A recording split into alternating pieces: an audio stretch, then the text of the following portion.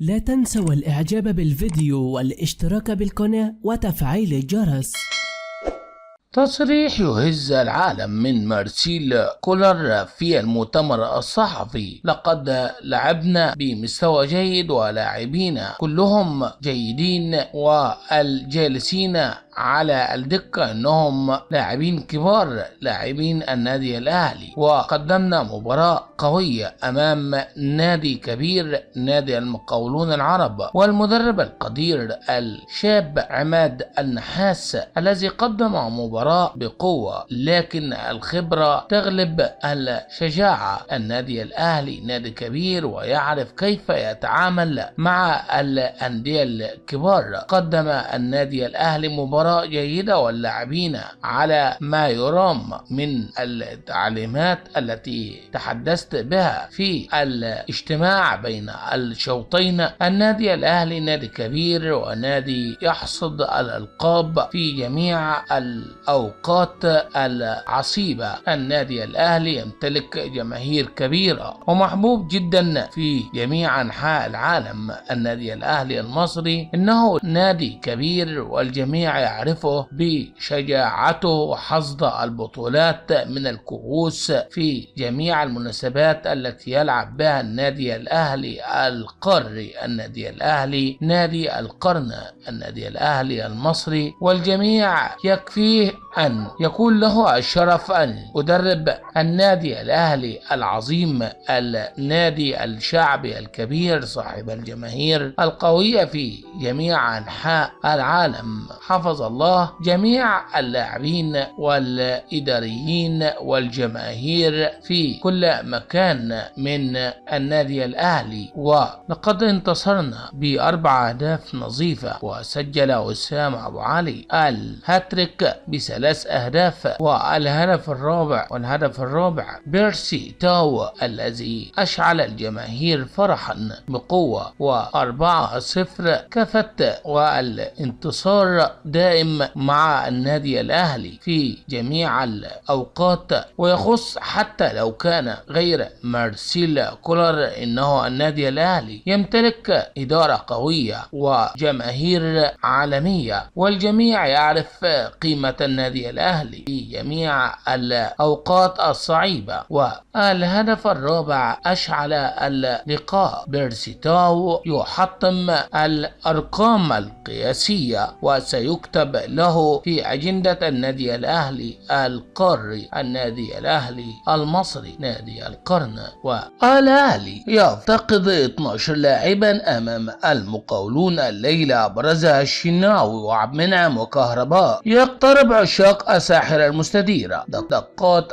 9 مساء اليوم الأحد لمتابعة اللقاء الذي يجمع الأهلي مع المقاولون العرب باستاد القاهرة الدولي في اللقاء المؤجل في الأسبوع 23 لمسابقة الدوري المصري. ويغيب عن الأهلي في مباراة المقاولون العرب كل من محمد الشناوي ومحمد عبد المنعم بسبب الإجهاد، بينما اشتكى كهرباء من الإصابة بالالتواء في الكاحل بجانب الإجهاد. ويغيب عمر السولية وعلي معلول وطاهر محمد طاهر للإصابة، وأحمد نبيل كوكا وحمزة علاء وكريم الدبيس للتواجد مع المنتخب الأولمبي، وموديست وكريستو بوليو ديانجي للرحيل. وتضم قائمة الأهلي لمواجهة المقاولون العرب كلا من حراسة المرمى مصطفى شوبير، مصطفى مخلوف، محمود الزنفلي. خط الدفاع كريم فؤاد، محمد هاني، خالد عبد الفتاح، رامي ربيعة، ياسر إبراهيم، أحمد عبدين، عمر كمال. خط الوسط إمام عاشور، محمد مجدي قفشة، أكرم توفيق، مروان عطية، كريم ندفت، حسين الشحات، رضا سليم، بيرسيتاو، أحمد عبد القادر. خط الهجوم وسام أبو علي. وهل يستطيع الأهلي حسم الدوري المصري الممتاز أمام المقاولون العرب الليلة؟ يواجه الأهلي نظيره المقاولون العرب في 9 مساء اليوم الأحد باستاد القاهرة الدولي في اللقاء المؤجل من الأسبوع 23 لمسابقة الدوري المصري. ويتطلع علي كولر لمواصلة قطار انتصاراته الذي وصل ووصل لل 18 انتصارا متتاليا، وذلك ضمن خطة حسم لقب الدوري في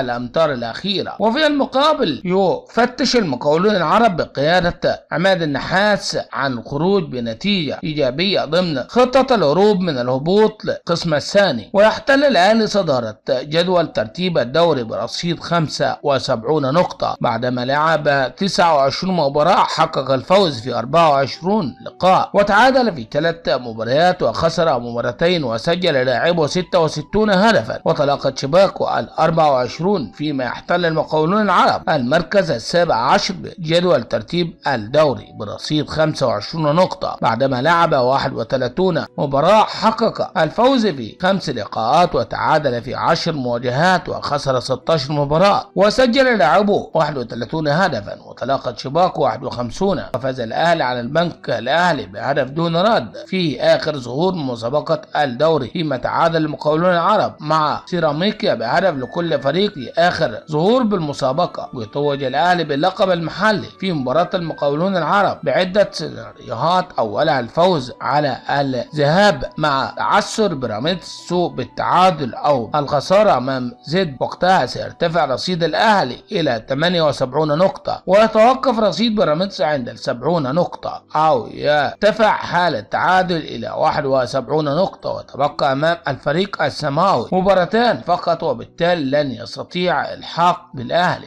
السيناريو الثاني يتماثل في تعادل الأهلي مع المقاولون بجانب خسارة بيراميدز أمام زد، وفي هذا الحالة يحسم الفريق الأحمر أيضا لقب الدوري لاتساع الفرق مع بيراميدز إلى 6 نقاط، مع تفوق الأهلي بالمواجهات المباشرة 3-2 و1-0، ويحتاج بيراميدز إلى معجزة للفوز باللقب تتماثل في انتصاره خلال مبارياته المتبقية ليصل إلى 79 نقطة، بجانب حظ الأهلي 3 نقاط بحد أقصى من 5 مباريات، وتبقى للأهلي مباراة المقاولون العرب وسموحة وزد وإنبي ومودرن سبورت، بينما يتبقى لبيراميدز مواجهات زد والداخلية وطلائع الجيش. ويتواصل غياب علي معلول وعمر السولية للإصابة، بينما يغيب كل من كريم الدبيس وأحمد نبيل كوكا وحمزة علاء بسبب المشاركة مع المنتخب الأولمبي في دورة الألعاب الأولمبية بباريس 2024. وفي المقابل يرفع عماد النحاس المدير الفني المقاولون العرب شعار لا بديل عن الفوز الليلة لضمان البقاء بين الكبار في دور الأضواء والشهرة بالموسم المقبل، ففي حالة الخسارة من الأهلي الليلة سيعلن هبوط ذهاب الجبل للدوري المحترفين بشكل رسمي برفقة فريق الداخلية قبل نهاية بطولة الدوري. ويمتلك المقاولون العرب 25 نقطة في رصيده بالمركز